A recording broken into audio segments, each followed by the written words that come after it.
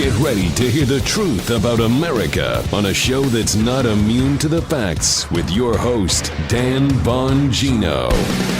You know what I'm here for, right? I am here to set straight sad BS media narratives that sadly take foot and people believe them. I've got a few of those for you today. I'm going to thoroughly eviscerate the nonsense and set everybody straight.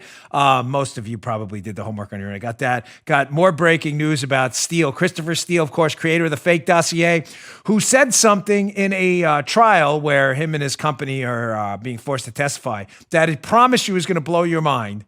I'm not kidding. And relates to the Obama administration and that infamous briefing. You're like, what? Yes, what? Coming soon. Today's show is sponsored by ExpressVPN. Surf the web with peace of mind. Get a VPN by going to expressvpn.com/Bongino today. Welcome to the Dan Bongino Show. Producer Joe, how are you today on this Friday? It's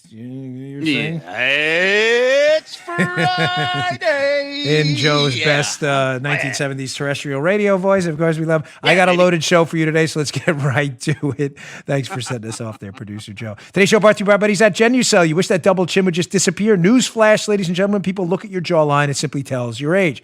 Here's Robin from Lubbock, Texas. I put Genucel's jawline cream on my neck 2 or 3 days ago. It's the best my neck has looked in 20 years. People told me my face looks young. I'm blown away. With Chamonix MDL technology, Genucel's brand new jawline treatment specifically targets the delicate skin on the neck area for tight, healthy, and younger looking skin. You'll see that mirror smile back at you or 100% of your money back. No questions asked. Order Genucel's brand new jawline treatment absolutely risk-free and get a second month for half price. And for results in 12 hours or less, Genucel Immediate Effects is also yours free. Order online for an extra $30 discount. It's online orders only. Just use my promo code DAN30. It's DAN30 at checkout. Go to Genucel.com.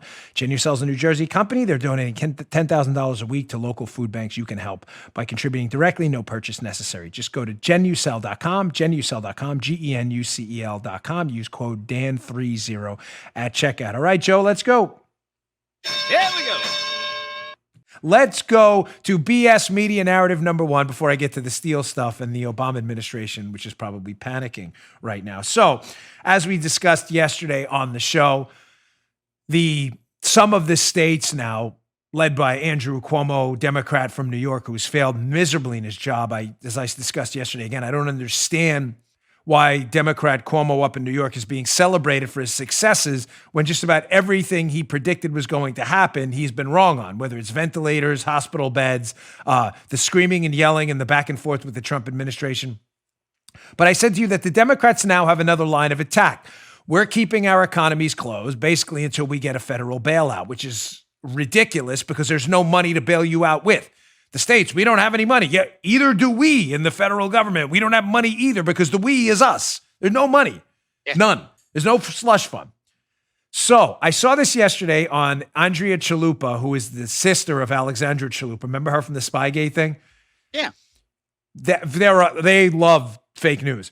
But she tweeted out yesterday, we deserve a bailout, blue states, because blue states subsidize you evil red states. We give you, in other words, you better bail us out because us blue states, New York and California, we're giving you red states all the money and now you owe us the favor. I was like, T.O., not Terrell Owens, time out. I called up my resident fact checker, Matt Palumbo, who ironically wrote about this in his terrific book, Debunk This, where he debunks liberal nonsense. Well, I wrote the foreword for that. And I said, Matt, can you please shred this like you've done in your book and 1,000 times on Bongino.com? So he wrote this article for us in this gem so I can debunk this so you can cut this off at its legs right away. Liberals resurrect the myth that blue states subsidize red states by Matt Palumbo. Ladies and gentlemen, blue states do not subsidize red states. It is in fact quite the opposite. What they will tell you is, the liberals, because they're always there's always a scam, there's always a hoax, and there's always a trick. Always. Paula, can you remind me about that hoax thing later, by the way? Me and Paula had a good laugh last night. She's laughing now. It's always a hoax. Here's what they do, Joe. They say, well, the percentage of state budgets in red states, Joe, paid for by federal tax dollars. In other words, the federal government gives red states larger percentages of their state budget than they give blue states. You're like, wow, that they seem to be right, Dan? What's the trick? Well, the trick is the percentage is larger because red states are not profligate and don't spend as much money. This is not hard to figure out for liberals who have a tough time with math. Ladies and gentlemen, there's always a scam. There's always a hoax. Always. You just have to find it. In other words, Joe, to make it really simple, if the federal government sends $10,000 in tax money to Florida, which has a bigger population than New York, but roughly the same, relatively speaking, and then sends the same $10,000 to New York, Florida, whose budget is around half of what New York is in government spending, despite the fact that they have roughly the same size. Florida's actually bigger. Of course, the percentage is going to look bigger. 10,000 of an $80 billion budget is going to appear like a lot larger percentage than 10,000 of a $170 billion budget. Just saying, if you're into math and stuff. As Matt indicates, read this piece, please. It'll be up on our show notes. Again, Bongino.com/newsletter, where it's an email every day. People have been asking me, I'm on your email list. I don't get the show notes. It's the same thing. The newsletter is the show notes, Bongino.com/newsletter. My wife asked me to make sure you understood that. It's the same thing. This article will be there. Quote, Matt Palumbo, Bongino.com. Against the national average of $1,935 in intergovernmental spending per American. In other words, Joe, the federal government spends an average of $1,935 in federal tax dollars given back to the states. Listen to this. Red states receive just $1,879. Blue states get considerably more at $2,124 per resident. So, of course, liberals are always lying. The story is actually inverted. When you measure tax dollars per person, which matters based on state budgets and state size, it's actually red states that are subsidizing blue states. You got the story backwards, as you always do. It's always a hoax. There's always a scam. I can't even do this. I was laughing so hard last night with Paula about this, the hoax thing. All right, enough on that. You can read it. I just want to start the show off with that today. It's important to debunk this liberal nonsense before it takes hold. Just a quick, it's Friday. I like to present some lighter stuff. President Trump at the presser yesterday is asked a question about Joe Biden. Ladies and gentlemen, I love the president, but I've got to tell you, yesterday his answer about Sleepy Joe during the coronavirus presser is one of the funniest things I've ever heard. He's asked about Joe Biden, and he... President Trump, he's a sleepy guy who's not moving much. Check this out. This is hilarious. I can't tell you what's going to happen. We have a sleepy guy in a basement of a house that the press is giving a free pass to, who doesn't want to do debates because of COVID. And lots of things are happening, right? And I watched a couple of interviews, and I say, I look forward to this. But they're keeping him sheltered because of the coronavirus, and he's not moving around. He's not moving too much. This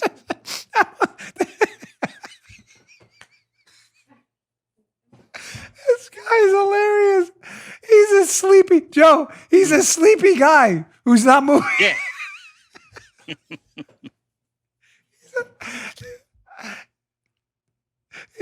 I can't even. Hold on. I missed one. There's actually 3 takeaways. I only mentioned 2. Sleepy guy.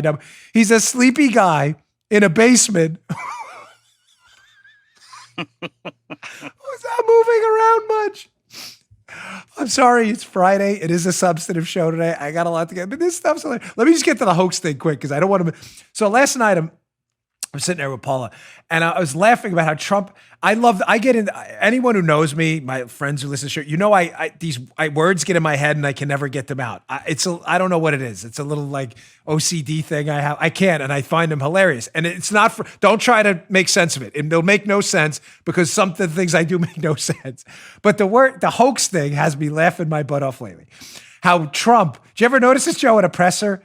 Like he just randomly declares things hoaxes. I just love it. Like the media will ask a question. He's like, that's a hoax. I'm moving on. I just love it. It's the funniest. I was laughing so hard last night. They ask him these questions and it usually is a hoax. That's a hoax. I'm moving on. I can't take it.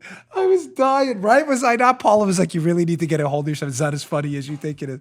But I love Trump. No, that's a hoax. We're moving on. All right, enough silly. Let's get back to this because I got some real content for you. All right, let's get to this Christopher Steele stuff. It's really important.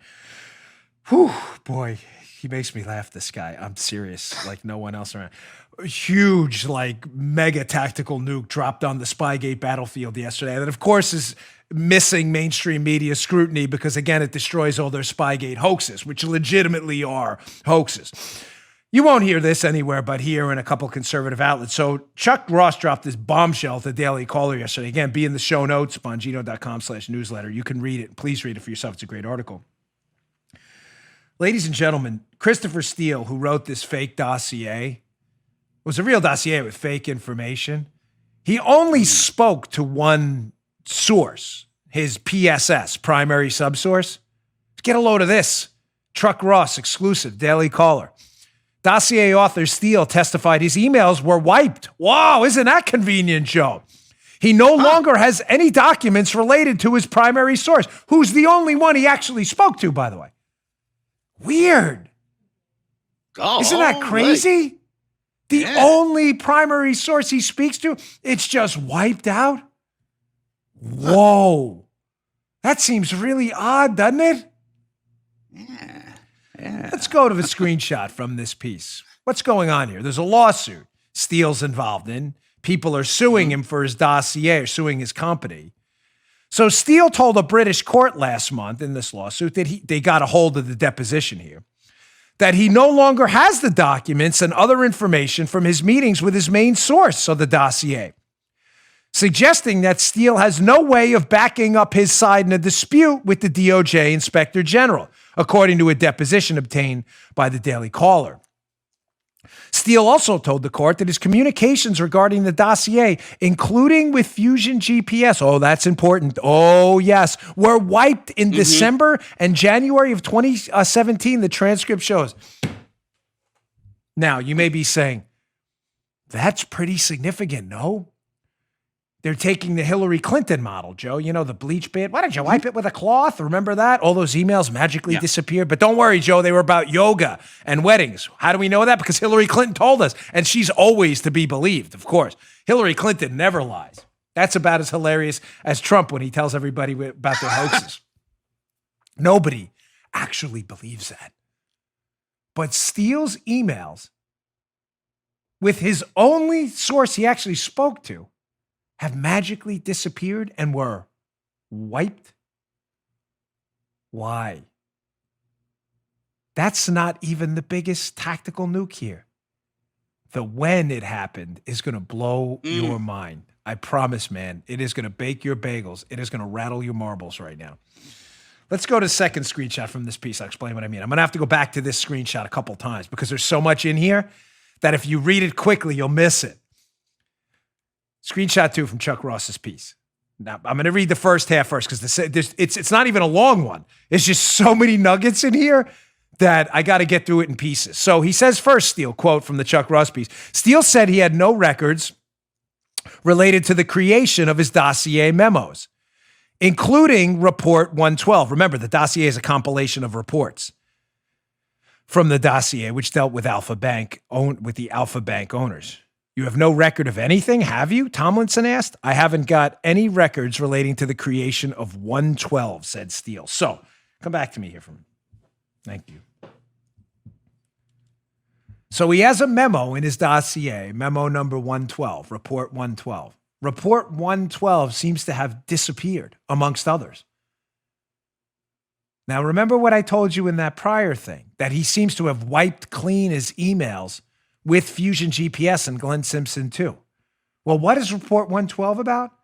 Report 112 is about Alpha Bank. Now, many of you regular Dan Bongino show listeners have the thinking caps on, have already put 2 and 2 together. Wow, that sounds awfully suspicious. Report 112 is about Alpha Bank. Wasn't Alpha Bank the primary concern of Glenn Simpson from Fusion GPS when he wrote this gem of a piece back in 2007, when he was a reporter in the Wall Street Journal? There it is. There it is right there. There it is. How lobbyists help ex-Soviets woo Washington by Glenn Simpson And Mary Jacoby is now wife. Updated April 17th, 2007, not 2017. So Glenn Simpson wrote this article in the Wall Street Journal 13 years ago. Glenn Simpson, the guy who owns Fusion GPS, whose emails with Steele, Joe, have been wiped. Mm-hmm. As Steele wrote a report, 112, about Alpha Bank, when Glenn Simpson seems to have been concerned about Alpha Bank all the way back in 2007. This is weird. 2007 piece, Wall Street Journal, Glenn Simpson, talking about this member of the Russian cabinet and his close ally Putin. They used a Washington PR consultant, and they're under federal investigation in the U.S. over money laundering, and is locked in a high-stakes battle with Moscow conglomerate Alpha for control of a Russian telecommunications empire. Alpha has paid Barbara Griffith and Rogers, a lobbying firm, nearly $2 million in lobbying fees. This is really strange. How Glenn Simpson, when he was a journalist, alleged journalist at the Wall Street Journal, 13 years ago, is writing a piece about Alpha Bank in Russia. 13 years later, a guy he pays to put together a hoax dossier, Christopher Steele, writes a memo about Alpha, number 112, that's just magically disappeared along with Steele's communications with Fusion GPS and Glenn Simpson. Why does that matter? Oh, again, you regular listeners, you're figuring it out right now, aren't you? Because we've been told the whole time Steele wrote the dossier. It is called the Steele dossier. It's not called the Simpson dossier. Well, Dan, I don't get it. Why would it matter if Simpson or Steele wrote the dossier? Because the FBI swore in court that Christopher Steele wrote the dossier. Because Christopher Steele was a former British intelligence agent who worked on the Russia desk, who had the street cred in front of a FISA judge. If the FBI swore Steele wrote it, that it was to be believed because a former spy who worked in Russia, he wrote it. Therefore, it's definitely real. Def. No diggity. But if Simpson, in fact, wrote the dossier or contributed information about Alpha Bank, he seemed to be very concerned about Alpha Bank 13 years ago. And Report 112 is primarily information from Simpson. And the FBI put their right hand up in court and said, I swear this information came from a spy who has influence in Russia, but it really came from a journalist who used to work at the Wall Street Journal. Oh boy, you're in a lot of trouble. That'd be like me swearing at court that Armacost robbed the bank, saying I heard it from Bobby, when in fact I heard it from a guy who doesn't like Joe from their childhood because Joe was a better guitarist than him. Kind of a different story, no? Yep. Magic how that one report seems to have really disappeared, along with their emails with Fusion too. Wouldn't it be really crazy, Joe? Just crazy. If that Report 112 was really information from Simpson when the FBI swore it came from Steele, and those emails that have been wiped between Simpson's company, Fusion and Steele, magically just disappeared, that would just be crazy. Nuts. Just nuts. Of course, that kind of stuff never happens, right? Oh, this gets better. Let me get to my second sponsor. We got a loaded show today. Again, I always appreciate your patience, but we got a lot of people who want to be on the show. I always appreciate your patience. They are great companies. Omaha Steaks. I'm going to get back to this story in a minute because the second part's even more interesting. Just remember that. We were told Steele wrote the dossier because he was credible. If Simpson wrote portions of it, oh man, are they in trouble. But don't worry, all the emails have disappeared. All right, today's show brought to you by our buddies at Omaha Steaks, some of the finest meats around. We love Omaha Steaks. We eat it here, about twice a week, Paula? Delicious. Nobody cooks like Paula either. It's great. Omaha Steaks stock-up boxes have a great care package gift. Make sure someone you love has a full freezer today. Have that peace of mind knowing dinner will be available and easy to prepare. Right now, the Omaha Steaks limited time stock-up sales available for our listeners to help your family stock up on the foods you love. Go to omahasteaks.com. Enter the code Bongino into the search bar to unlock the savings unique for my listeners. They're huge savings too.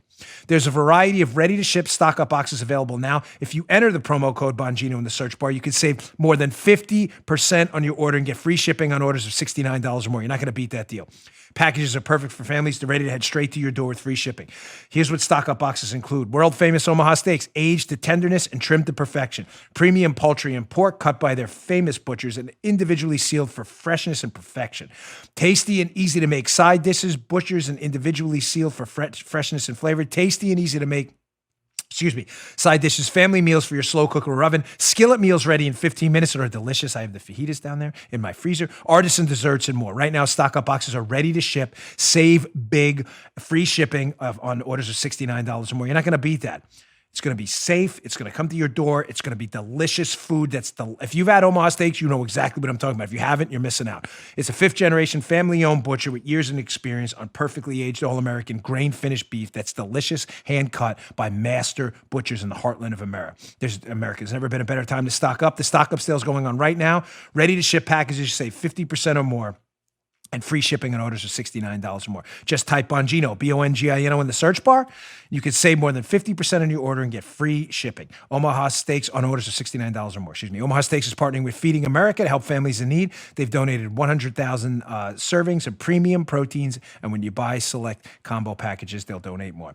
Be sure to type in Bongino in the search bar and support Feeding America at omahasteaks.com. Really delicious. I'm not messing with you. You're going to love this stuff. Absolutely terrific food.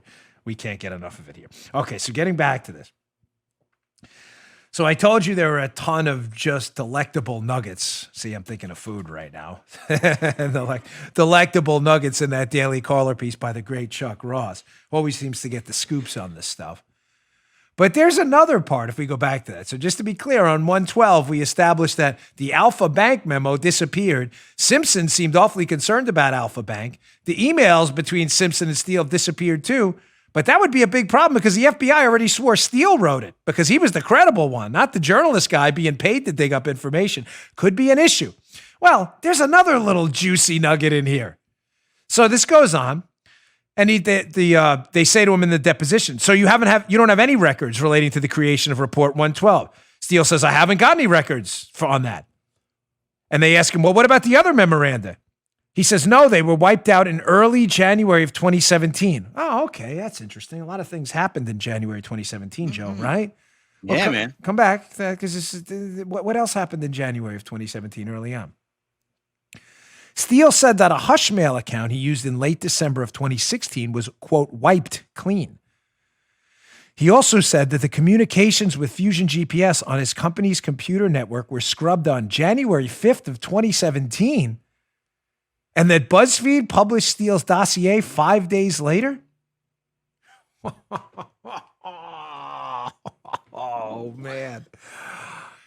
So Steele mysteriously wipes clean his emails on January 5 of 2017. Now, this is for the very sophisticated listeners out there who are way ahead of the curve. It's probably you have to have really followed this case to understand what I just pointed out and how incredible this information is. Why would Steele wipe his emails clean January 5th of 2017? Clean up on aisle 4, folks. Clean up on aisle 4. What else happened on January 5th? Well, let's go to Chuck Grassley, Republican senator, who's always all over federal government and law enforcement intelligence type corruption. He put out an interesting memo at Grassley.gov a while ago, February 12th of 2018, entitled Grassley. Grassley and Lindsey Graham uncover an unusual email sent by Susan Rice to herself on President Trump's inauguration day. What does that have to do with January 5th of 2017 when Steele gets the, random impetus, I guess, to just wipe his emails clean about his communications? What else happens on January 5th? Well, thanks to Chuck Grassley, we got this little gem of an email which Obama's national security advisor, Susan Rice, the hapless Susan Rice, sends to herself. From Grassley's memo, Ambassador Rice appears to have used this email account to document a January 5th, 2017 meeting with Obama, Comey, and Sally Yates? That's no way. Regarding Russian interference at the 2016 election. In particular, Rice writes an email to herself, which is bizarre in and of itself, saying President Obama began the conversation by stressing his continued commitment to ensuring that every aspect of the issue is handled by the intelligence and law enforcement communities, quote, by the book. Yeah. Now, I've asked you this before, Joe, in jest as the audience referee and on BuzzFeed, Yes, the Dan. voice of the audience out there. Have you ever sent an email to yourself about, in other words, when you and I initially met and did the podcast, right? Yeah. And I laid out a couple of things I was looking for. Did you ever send an email to yourself saying, make sure you follow Dan Bongino's instructions by the book? Did you ever send Joe Armacost to Joe Armacost that email? I'm just asking. No, nothing like that when I was okay. sober. Thank No, you. no. Now, why would Joe do something? He wouldn't, because Why Joe would would I? have to be a scammer, and Joe was trying to. Yeah. And what he does is he wants in court that to come out that he sent an email to himself that he was doing it by the book because he wasn't doing it by the book, and he thinks the email is his defense mechanism. It reminds me, this email, of G.I. Jane, the Demi Moore Navy SEAL movie, where there's an interesting quote in there where she goes in and she wants to yell at the commanding officer of the base because she thinks she's being treated unfairly in Navy school. And the commanding officer gets up and barks back at her that people who don't want to make statements don't make statements about not making statements. In other words, Demi Moore comes in and goes, I don't want to make a statement, but there's no but, then just don't make a statement. Shh, zip it. Susan Rice seems to be making a statement about not making a statement, which is in fact making a statement. And that statement is this: that's not what went down at that January 5th meeting, and you damn well know it. I can almost guarantee you what went down at that meeting with Comey, known Trump hater Sally Yates from the DOJ, Susan Rice, and Obama was entirely different than what Susan Rice is making a statement about in that email. Maybe it went down to something like this. Yeah. It's January 5th now. Trump's about to take office, the presidency, in just days. Right. Obama knows full well they are involved in the biggest political scandal of all time. They spied on a political campaign, the Trump team, with the FBI and the DOJ. What they used to spy was this fake dossier, real dossier with fake information. They all know it's fake at this point. They absolutely, categorically know it's fake. Obama realizes they have a problem, that Trump is going to come into office soon, have access to this bevy of classified information, is going to figure out quite quickly that he got screwed over royally and is enmeshed deeply as a victim of the biggest political scandal in American history. So Obama's probably sitting there at the Resolute, the desk in the Oval Office, with his legs up, saying, his foot on the desk, saying, hey, we got a mess on aisle 4 there. Someone broke some jelly. Who's going to clean that up? I can imagine Comey going, sir, I get they're all talking in code, of course, because Obama never wants to say anything, right? Because he's plausible deniability, right? I was talking about jelly. So Obama's probably like, yeah, we broke some jelly on aisle 4. You know how parents talk about things around their kids? You know what things I'm talking about if you're a parent. We do it all the time. Paula's like, don't even dare go there. It's the best part about the show. You kidding me? Activations, whatever. So Obama's sitting there. Only she gets that joke. Obama's sitting there. We got a jelly bottle that broke on aisle 4. Comey's like, I got the perfect mop and bucket for the jelly on aisle 4. Susan Rice is like, do you think we need to disinfect this floor on aisle 4 if the jelly broke? Sally Yates is like, how about a little floor polish after we clean it up? And they're all like winking and nodding. All of a sudden, the word magically gets back to Christopher Steele. Hey, do you have any emails documenting your writing of that real dossier with fake information that we used to spy on Trump, who's going to be the president soon? Yes. Maybe you want to break some jelly. Wink. Nod. Steele's like, I'm a jelly. It reminds me of, did you see the movie, what is it, The Irishman on Netflix? About Hoffa? They asked the guy, he's a killer for hire, and they call up the De Niro character and say, I hear you paint houses. Remember that? Paint houses. He meant shooting people, painting houses with blood. That's what he meant. I hear you paint houses, Steele. I hear you break jelly bottles. Oh, I break jelly bottles better than anyone. And all of a sudden, on the same day as the meeting in the Oval Office about the jelly breaking, January 5th, the same day, Steele winds up deleting all the emails. What an odd coincidence. Do you break jelly bottles? I break jelly bottles better than anyone.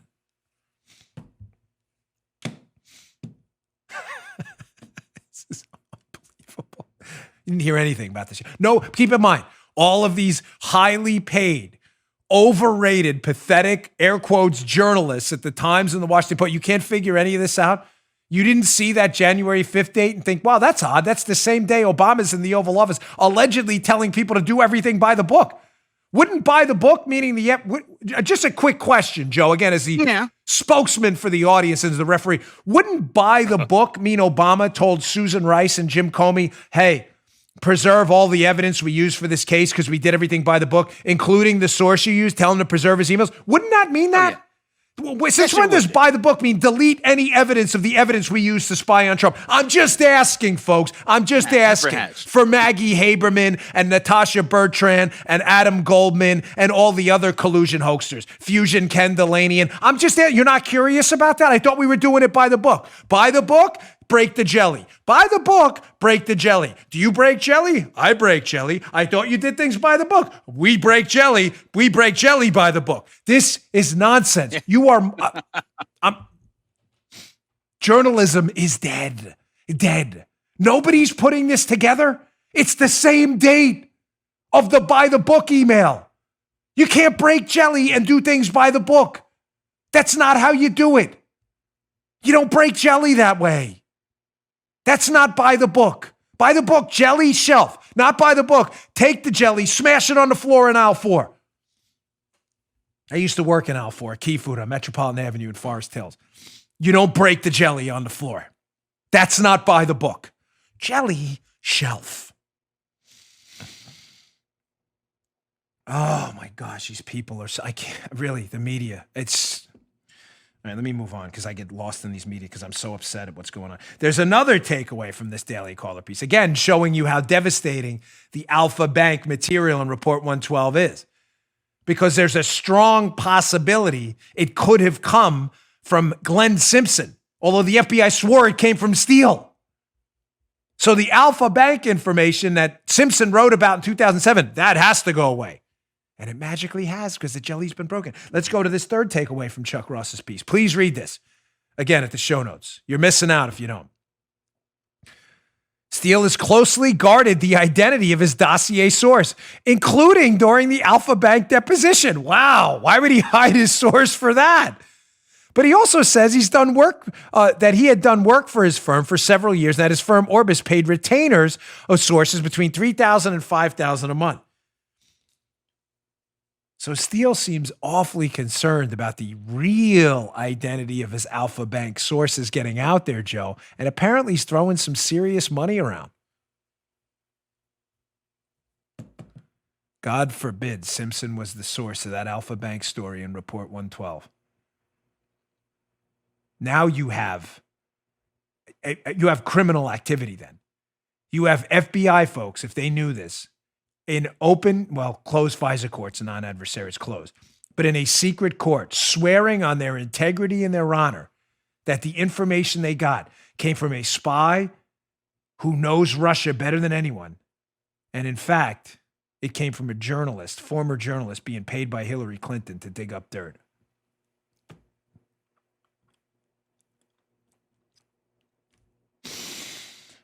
One little last gem from this one. Hat tipped Hans Monkey on Twitter. Forgive me if I'm saying your last name, but he has another good account for Spygate stuff. Always digging up little nuggets there. I like to hat tip all these folks out there that are doing the real investigative journalism because you're not getting any of it from fake journalists at the Post and the Times or pretty much anywhere else.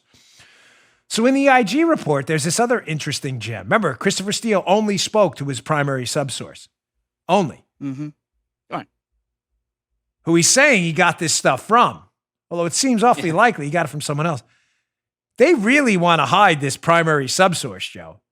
Because the same primary subsource is the one who told the FBI in January, right around the time about that office meeting with Obama about by the book. The same primary subsource, the one that told the FBI, I didn't tell Steele any of that. You didn't because Steele's saying he got it from you.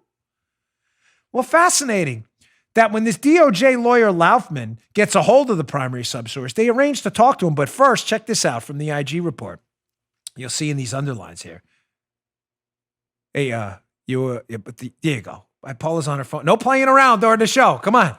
So David Laufman, the chief of the National Security Division's Counterintelligence and Export Control Services, covered the first portion of the January interview, and his deputy section chief covered the remaining portions of the January interview. This is with the primary subsource. Listen to this. Laufman told us that he negotiated with the primary subsource's counsel to facilitate the FBI's interview. That's really interesting, and they wanted to build, Joe, a cooperative relationship. That's fascinating. Huh. Yeah. So they needed a cooperative relationship, worked it out cutesy with the guy's lawyer. Oh, okay. Listen, you're entitled to a lawyer. You remember, Joe, the same courtesies they gave to Mike Flynn? Remember they told Mike Flynn to get a lawyer and Papadopoulos when they told him to get a lawyer? Oh, that's right. They didn't. Yes, right. That's right. They didn't do that, Joe. Must have been just a miscalculation or just an oversight. So the primary subsource, who they know is BSing everyone, who Steele says he got his information from, Steele didn't get it from him. When they talk to him, they're like, wait, you better get a lawyer first. Well, don't worry. We'll build a cooperative relationship. You know, the exact opposite of what they did to Mike Flynn and Papadopoulos when they basically bull rushed them with FBI agents. No, you don't need a lawyer. Don't you worry about that there, Daddy-O. Justice is blind, right? Yeah, they're only blind to Democrats. What a scam. All right, get to some more stuff. That's media myth debunking time. Got more of that, and I'm gonna get to this at the end. I got this. I'm gonna do like a segment soon, like tough guy of the week or tough guy. I love tough guys who fight and do the right. This guy's a warrior. I want to get to that too. I got some video. Today's show also brought to you everybody's at Brick House Nutrition. You know, it's one of my favorite supplements, Foundation. There it is, a bottle, right? This is a new bottle. I needed it because I go through this stuff like you wouldn't believe. What is this? This is a creatine ATP blend. They were one of my original sponsors. They were in it from the beginning, and why? They called me up. They said, gosh, 3-4 years, I don't even remember. Like, Dan, we'd love to sponsor your show. Can I send you a bottle of this creatine ATP blend Foundation? I know you like to work out. I said, send me a bottle. I've heard of creatine before. Like, nah, we added some ATP to this. It supercharges it. Creatine's like having an extra gas tank in the gym. Creatine ATP is like having 2 extra gas tanks in the gym. Folks, it's not just that this stuff makes you perform better. Everybody wants to perform better. Everyone. You want to lift more weights. You want more energy during the day. Yeah, it does that. And it does it great. But it's not just that. You'll look better and you'll feel better too. And please don't take my word for it. I'm not messing with you. I'm so confident this part. Joe knows. Little Joe takes it. Paula takes it. I take it. My nephew loved it. It's just terrific stuff. Try it. Give it like 5 to 7 days to load in your system. Foundation, this creatine ATP blend. Take it according to the label instructions in the back. Do the mirror test. Go give yourself a look in the mirror. Come back 7 days later. See how you look then. I promise you'll be impressed. It's that good. Go to brickhousenutrition.com/Dan. That's brickhousenutrition.com/Dan. Use code Dan for 15% off. That's brickhousenutrition.com/Dan. Use code Dan for 15% off. Try this stuff out. Your wife, your husband will love it. You'll love it. Take the mirror test.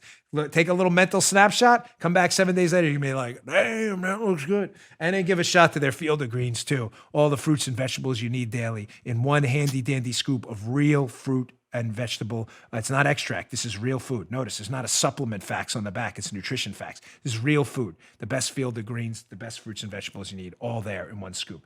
brickhousenutrition.com/Dan, code Dan for 15% off. Try it out today. Okay. Moving on. So there's a piece in Red State. It'll be in the show notes today. Sorry, we had a little bit of trouble loading the actual article. We're not trying to gyp our good friends at Red State. You're terrific. But it'll be in the show today, and it is definitely worth your time. It is about another media myth you may have heard. If you didn't get wind of it, you will. It's another fake news story by Joe. You're never going to believe it. I believe Maggie Haberman had a role in this. Again, these people at the New York Times absolutely love fake news. So the story was this, if you missed it, and Red State kind of covers it well from the beginning on. There is a individual works for the government who is a vaccine specialist, a guy by the name of, I believe it's Rick Bright. So this guy's name, Rick Bright, you've probably heard it. The allegation now is that this guy Bright, Joe, this guy was telling the Trump team, hey, I'm really concerned about this recommendation about hydroxychloroquine, and we better stop it. And I'm warning you now. And I warned them. And the media stories, what, Joe? He was then let go. They're pushing him out because he stood against Trump for hydroxychloroquine. Really? Because, again, of course, the New York Times is like, oh my gosh, here it is, Joe. Tyrant Trump pushing out any opposing views. Yep. Now, for President Trump to be attacking this guy, Bright, because of his opposing views would require Bright, call me crazy, Joe, if I'm crazy, would require Bright to actually have an opposing view, right? Yeah. I'm just saying. If Bright was like, be careful on this chloroquine, you're crazy. And Trump said, chloroquine could work. And then they pushed him out. That would tell the story. But that's not really the story now, is it? Let's go to a series of tweets. Let's just go to the New York Times themselves. Breaking news.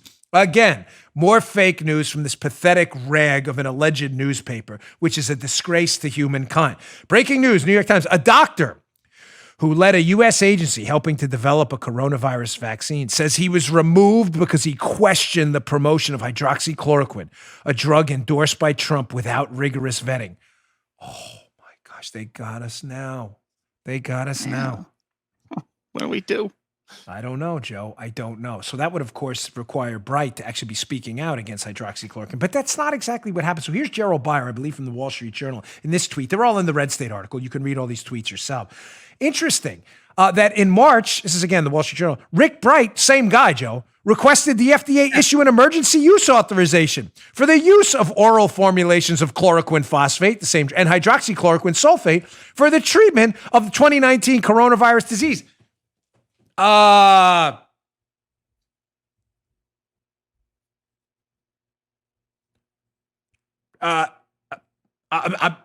don't understand where the opposing view, where's the opposing view by Bright?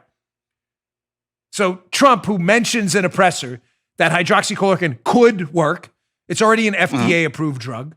Everybody knows that. It's the uses are largely off label, but it's FDA approved. It's been around forever. Trump simply suggests that it could be a treatment. A lot of doctors believe so too. There's been pro and negative research on it. This guy, Rick Bright, seems to agree because he's the one who actually put out the emergency use authorization. I'm missing where this is an opposing view.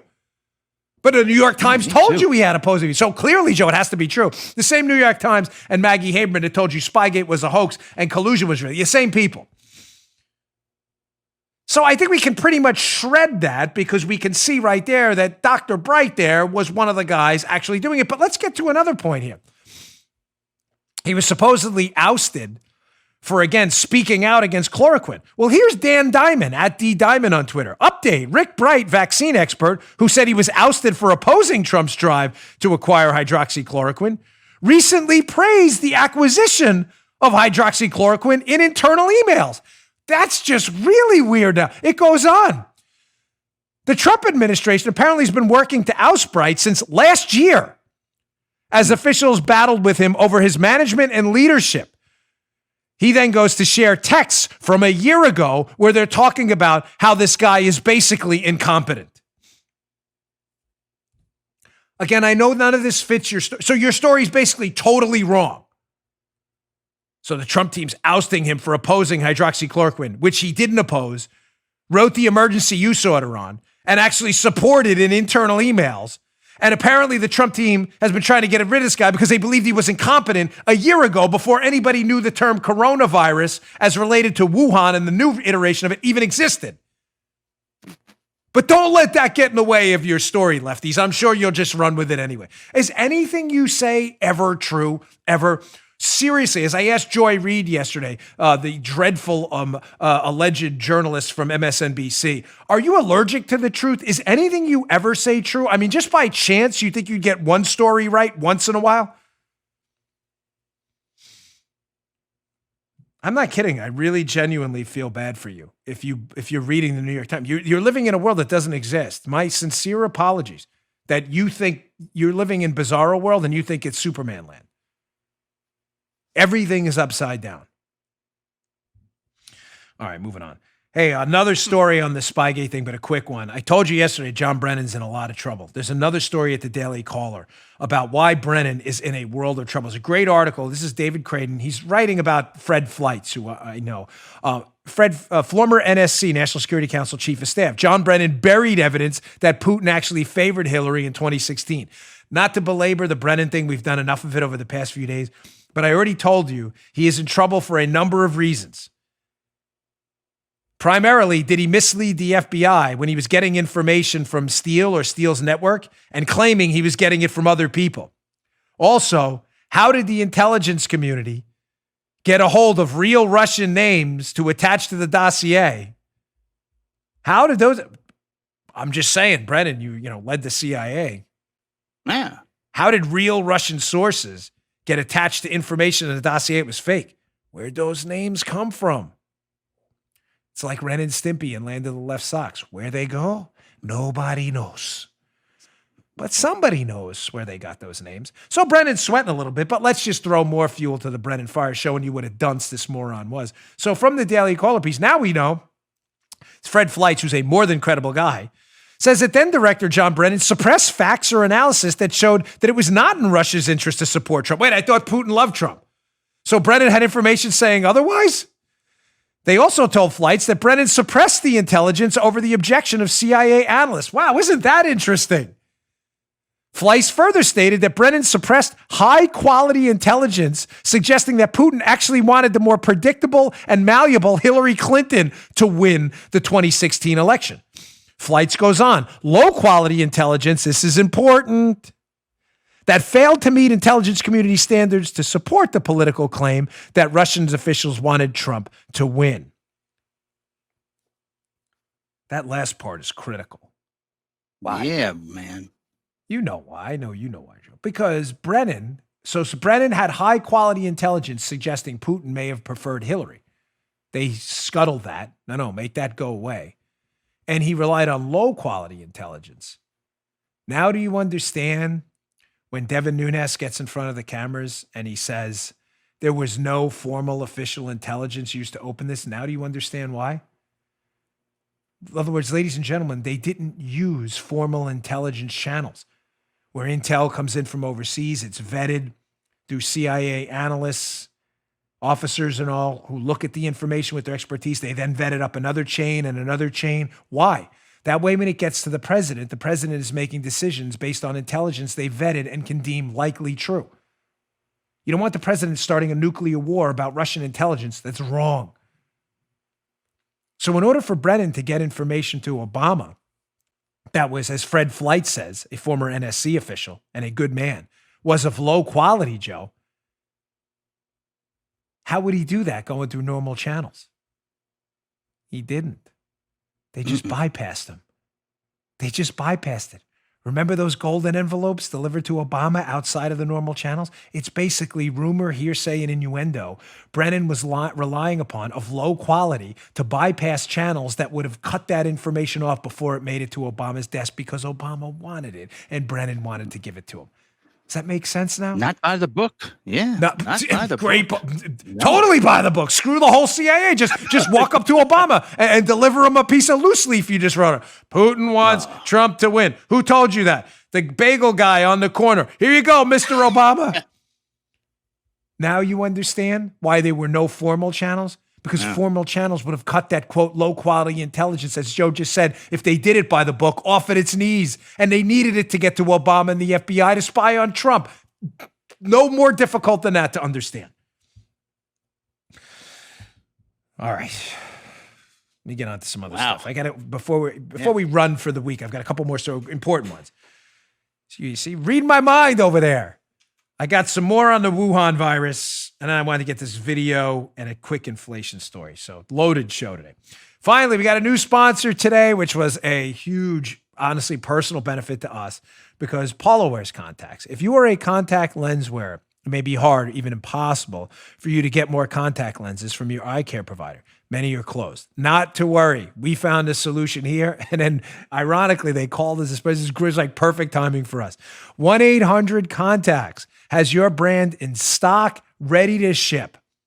1-800-CONTACTS has been shipping contact lenses directly to people's homes for 25 years. They've been around. They know the business. They are experts in the industry. They have 45 million contacts in stock and are shipping orders daily. It really can't get any simpler. Paula, you tried it. How easy was their website to navigate? Paula's, a very smart web developer. It's the first thing she said to me. She said, when you talk to them, tell them how great their website was. Super simple. You order the same contacts you get from your doctor. Just look on the side of your contacts box for your prescription details. You can order online. You can go over the phone. You can use their app, and they ship them fast and free right to your home. You can even renew your prescription online using their express exam. There's award-winning 24/7 customer support if you need any help and have any questions. Their best price guarantee means if you find your contacts cheaper somewhere else, don't worry, they'll beat it. No worries. They have 45 million contacts in stock. That's a lot of contacts. You're sure to find your brand. They've been doing this for 25 years. They're experts in vision care. Order online at 1-800-CONTACTS.com. That's 1-800-CONTACTS.com. Download their free app or call 1-800-CONTACTS. That's 1-800-266-8228. Check them out. You'll be happy with it. Okay, getting back to the show. So just a quick story I read yesterday in the Washington Examiner. Again, ladies and gentlemen, I get a lot of emails from very smart people. I love your emails and I enjoy them.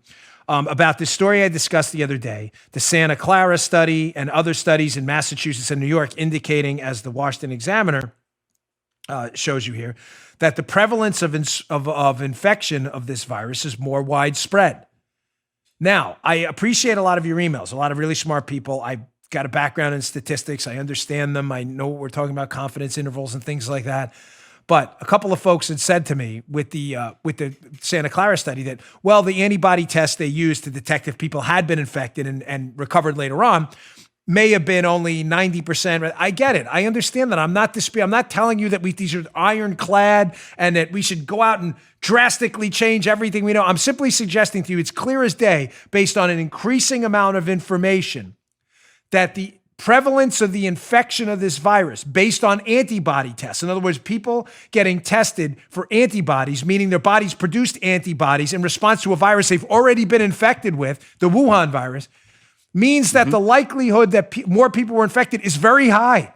That's all. I get your emails. I read them. I understand. But even if the test was only 90% rather than 95% accurate, it still leads us all to believe that the infection rates were far higher. This was a study, this Washington Examiner study in New York, where they picked a group of people who went shopping. Now, I get it. The New York data released shows that there is potentially an infection rate of an alarming 13.9%.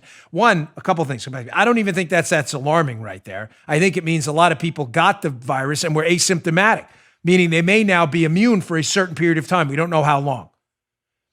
Now, having said that, again, so the good news, more people may have been asymptomatic, got it, and now may be immune for a certain period of time. That's the good news.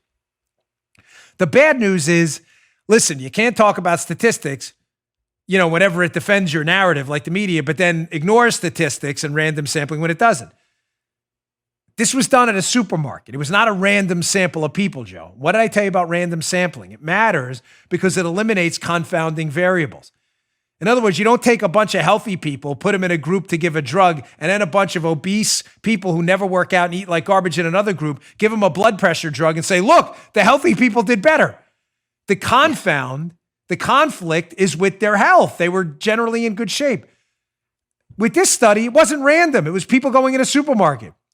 We don't know that. Could have been just a lot of older people in the area went to the supermarket more likely for infection.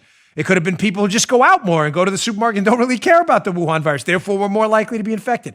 But even with that confound, it's still becoming pretty clear based on a body of evidence, however dirty and polluted the evidence appears to be, which it does, that a lot more of you had the Wuhan than you think had the Wuhan virus before. That's pretty clear at this point. Some of you may have the antibodies. I'm going to get the test. I'll let you know, hopefully on Monday. Got an antibody. I'm thinking, cool. Yes, it's going to be big, so don't miss the show on Monday. We'll see. This has become a big, Bongino household battle back and forth. You have no idea. I'm not even kidding. All right, let me quick story, National Review. Please read this. It's really good. If you like economics, you're going to love this. If you just like making money, finance, and you're worried about, this story is important too because it's a warning. One of the best stories I've read in a long time in National Review about the coming inflation crisis I've warned you about forever. Martin Hutchinson, the coronavirus economy will bring inflation. Ladies and gentlemen, we are printing money like mad dogs in the United States right now at levels we have never seen before.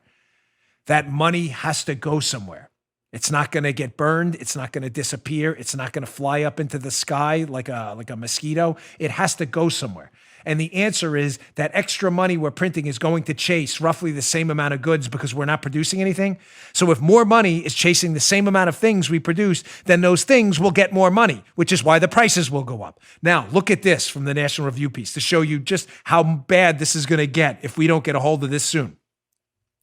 He says in the 6 weeks to April 6th, M2, which is a measure of the money supply, has increased by 7.7%, an annual compounded rate of 90%. That reflects the money the Fed has pumped into the system. The statistics aren't wrong. But at that rate of money creation, if Milton Friedman is right, we should get inflation close to triple digits 18 to 24 months from now.